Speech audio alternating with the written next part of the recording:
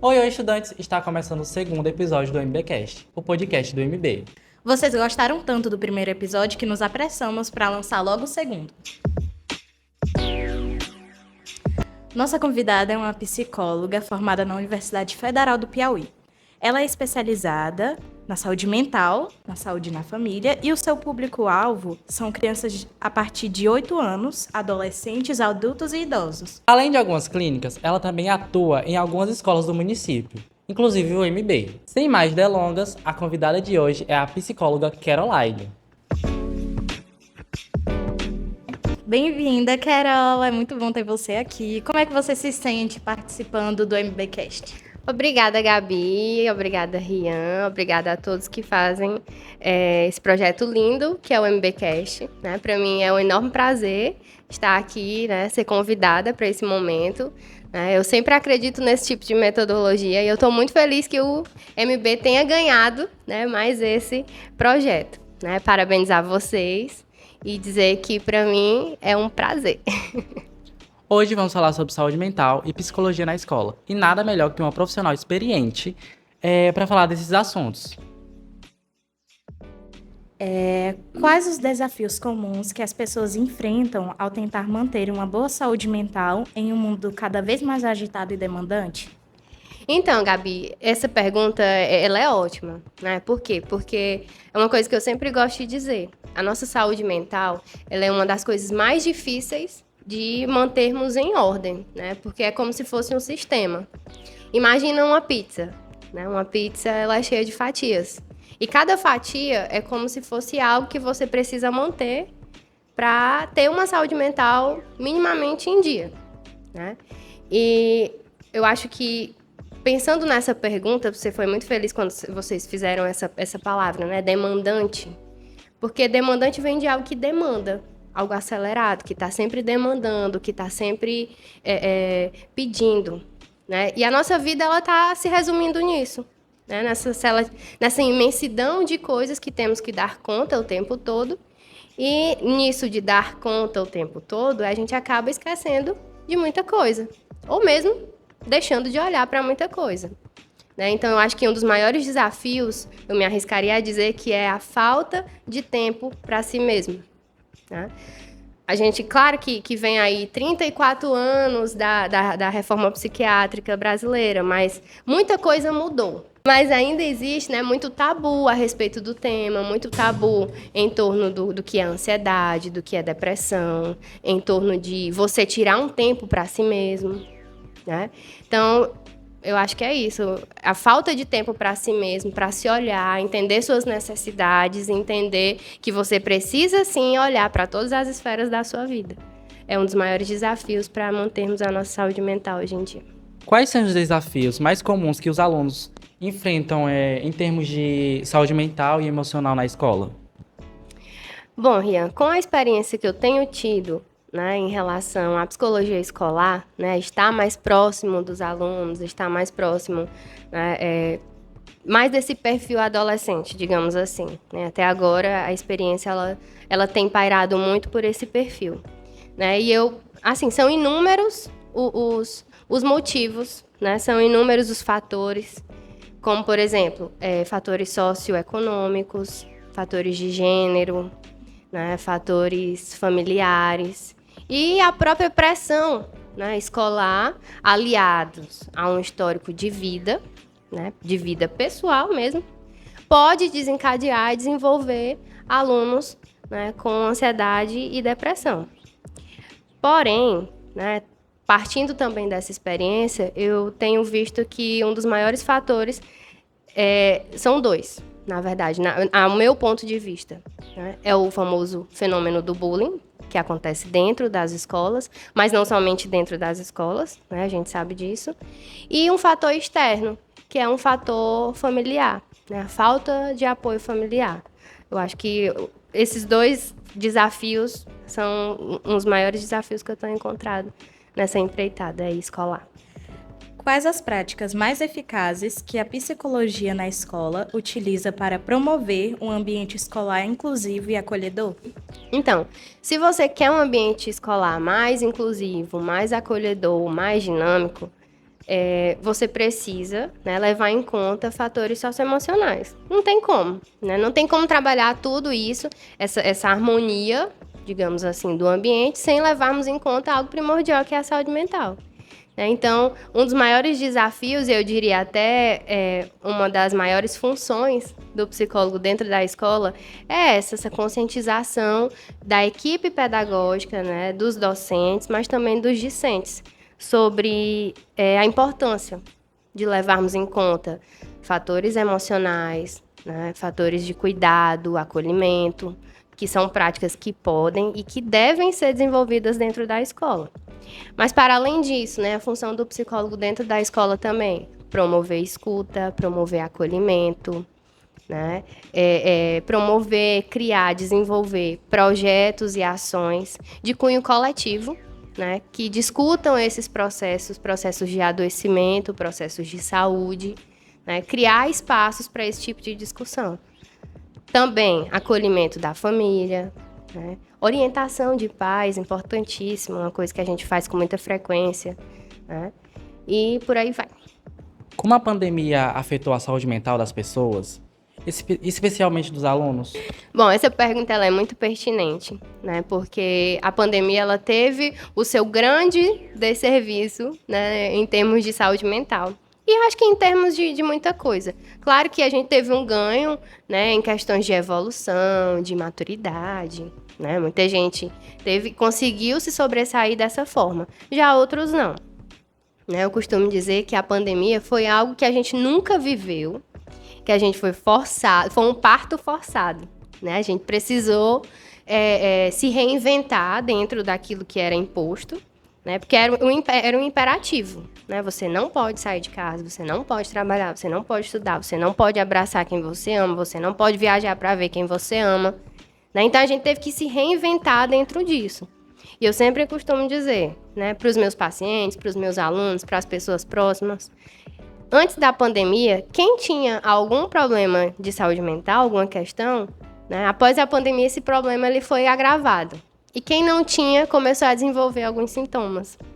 Né? Então a pandemia ela vem como esse desserviço para a gente. Claro que todo momento ruim também tem o seu ganho, né? Tem a sua importância em questões de aprendizado, né?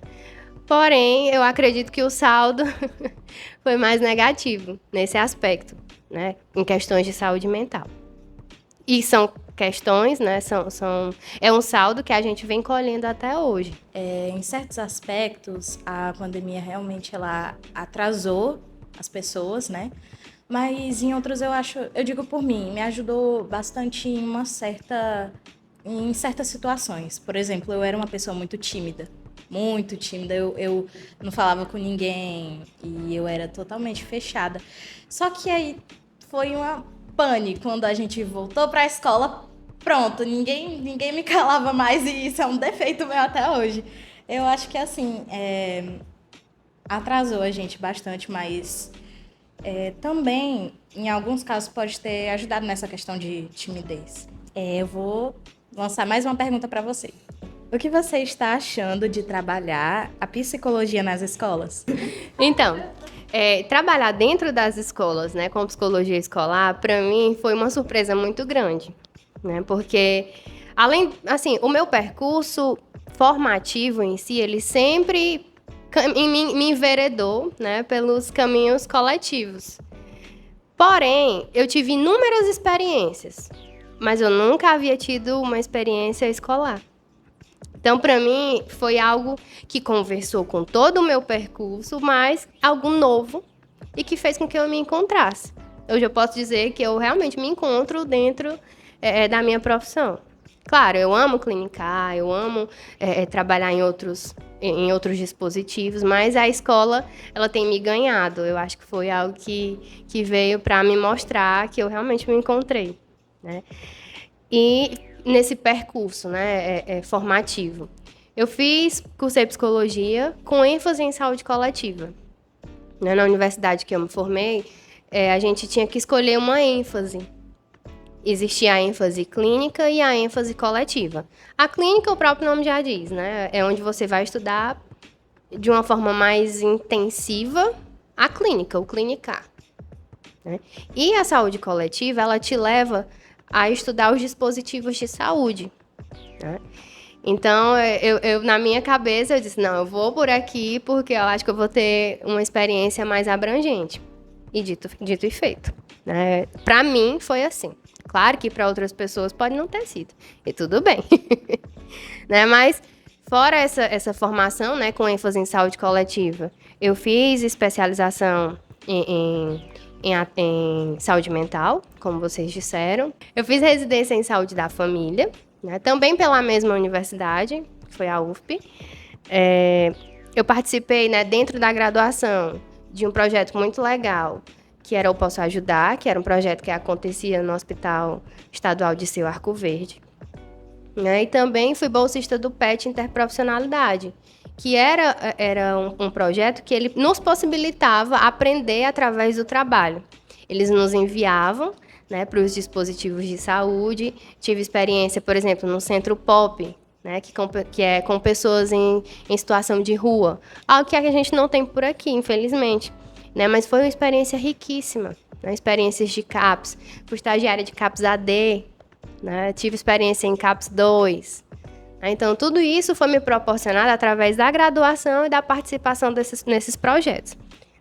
Tenho experiência de 1 ano sendo psicóloga do CAPS aqui de Piracuruca, né, que também me orgulha muito, que eu acho que me edificou bastante. E eu tenho essa consciência de que eu deixei também a minha contribuição com eles. Então, assim, todo esse percurso me levou para algo coletivo. Eu sempre costumo dizer que não fui eu que escolhi a psicologia, foi a psicologia que me escolheu e foi me jogando ali, ó, eu quero você assim, assim, né? Mas muito legal. E essa experiência dentro da psicologia escolar, né, ela conversa com todo esse percurso formativo, né? Então, assim, para mim tem sido meu lugar no mundo. Eu amo trabalhar com jovens, eu amo trabalhar com grupos, né, com coletivo. E trabalhar dentro desse aspecto me motiva muito, me deixa muito feliz. Então, essa experiência está sendo riquíssima. Que conselhos você daria aos pais para apoiar a saúde mental dos seus filhos? Boa, né? O período escolar, gente, é um período onde, normalmente, nós buscamos muita aceitação. Né? Seja uma aceitação de grupos, seja uma aceitação visual, né? Seja uma aceitação estética, visual, né? E uma aceitação de padrões de comportamento. Isso é algo natural, né? O ser humano, ele sempre busca essa aceitação, tá? Mas, junto com essa aceitação e esse início da adolescência, início de descobertas, né? Turbilhão de hormônios, vem também um turbilhão de inseguranças, um turbilhão de sensações que não são tão prazerosas assim. E a função dos pais, né? Os pais, eles têm uma importante função aqui, né? Principalmente nesse período. Claro que durante a vida inteira, mas principalmente aqui, né? É tentar amenizar, é tentar normalizar tudo que tem acontecido, como? Através do acolhimento. Então, a principal função dos pais é estar junto. Eu sempre digo, é trazer para perto, né? Principalmente nesse período. Tá? E o que eu poderia, né, algumas dicas, né, como vocês pediram, né? Validar os sentimentos. É importante que a criança, que o adolescente, né, ele entenda que aquilo que ele está sentindo é algo normal. Até porque nós, seres humanos, nós somos feitos para sentir. Né? Sentir alegria, tristeza, raiva, medo, ansiedade, né, que é o que é mais comum entre os jovens. Né? E que não é errado sentir aquilo. E que eles estão ali para ser um ponto de apoio, para que você venha, chegue e diga o que está sentindo e que encontre acolhimento. Né? Então, validar os sentimentos. Outra coisa muito importante, né? Oferecer escuta ativa e segura. É mostrar para o adolescente, mostrar para a criança que ela pode confiar no pai, na mãe, que ele não vai estar lá para reprimir. Ah, mãe, eu estou sentindo isso, e a mãe vai lá e briga. Não, não é por aí, né? A mãe tá lá, o pai tá lá na função de acolher, de tentar entender juntos o que está acontecendo. Outro ponto importante, né? Contar com ajuda profissional. Às vezes você vê que só em casa não vai rolar, né? Não vai sanar o que está acontecendo. Ou muitas vezes os pais não sabem lidar.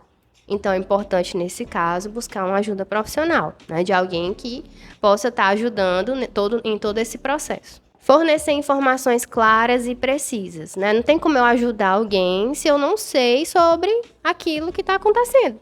Então, pesquisar, né? Tentar entender, estudar sobre ansiedade, sobre depressão, ou seja, qualquer, né, que for o transtorno em questão.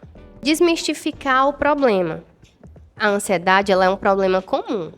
Estou tomando como exemplo a ansiedade, sempre vocês devem estar percebendo. Por quê? Porque a ansiedade, ela tem se tornado comum, né? É o que é mais frequente entre os jovens e as crianças. Então, a gente precisa entender que a ansiedade é um problema comum e que existe um tratamento. E, claro, que não é errado sentir. A criança não tem culpa, o adolescente não tem culpa, né? É uma consequência de algo. Então, a gente está ali para tentar minimamente amenizar, né, aquilo que está acontecendo. E os pais também têm essa função. E por último, mas não menos importante, né, o amor é o curativo. É fundamental que a criança se sinta amparada, se sinta amada, né, se sinta entendida pelos pais.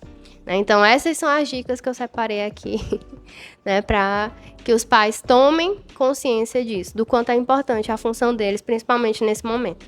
Que recursos ou técnicas você recomendaria para alguém que está interessado em melhorar a saúde mental? Bom, como eu falei no início, né, a nossa saúde mental é algo muito complexo de se manter em dia, né? E trouxe a metáfora da pizza, né? Cada fatia é algo a se fazer. E aqui a gente vai dar continuidade a isso. Uma das medidas, das práticas, né, que eu sempre indico como algo primordial. Não tem como tratar ou prevenir ansiedade, depressão, seja qualquer outro transtorno, sem estar aliado, né, sem o tratamento estar aliado a uma atividade física. Né? Por quê? Por que a atividade física é tão importante? Porque é através da atividade física, né, que o nosso corpo produz os hormôniozinhos do bem-estar. Serotonina, endorfina, dopamina, né? Então, tudo isso contribui para uma homeostase, digamos assim. Então, um dos pontos principais é a atividade física, tá? Buscar uma dieta balanceada, né? Também muito importante. Beber bastante água. Né? A gente pode falar, não, o que isso tem a ver com saúde mental? Tudo. Né? Tudo. Nosso corpo está completamente interligado. Se tem algo que não está legal, vai abalar todo o resto, tá? Priorizar a qualidade do sono. Como assim? Evitar a cafeína pelo menos 8 horas antes de dormir. 8 horas, né? Ficar longe da TV e do celular, né? Isso é muito importante. Pelo menos 30 minutos antes de dormir. Né, deixar o celularzinho ali de lado, desligar a internet, já deixa ali no canto. Né? Não vou mexer. Preparar o corpo para ele ter uma boa noite de sono. Né? Buscar ir para a cama sempre no mesmo horário. Tudo isso aqui faz parte do que a gente chama de higiene do sono. Tá bom?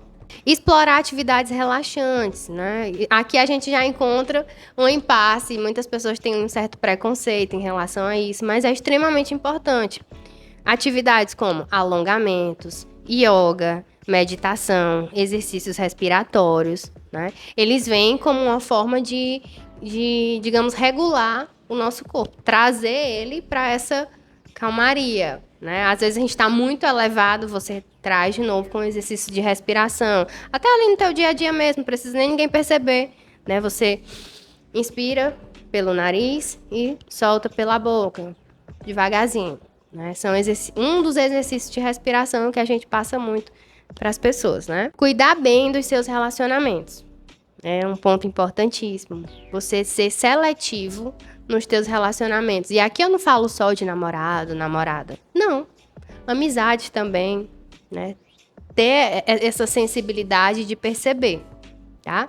Quem que faz bem para mim, quem que faz bem, quem que soma, né, na minha vida, ou quem tá ali só para sugar um pouco, né? Também tem muito disso, né? Muito de energias. Aprender a lidar com situações estressantes, né? A própria pandemia foi um evento extremamente estressor, né? Mas não só, no dia a dia a gente encontra inúmeras situações estressantes.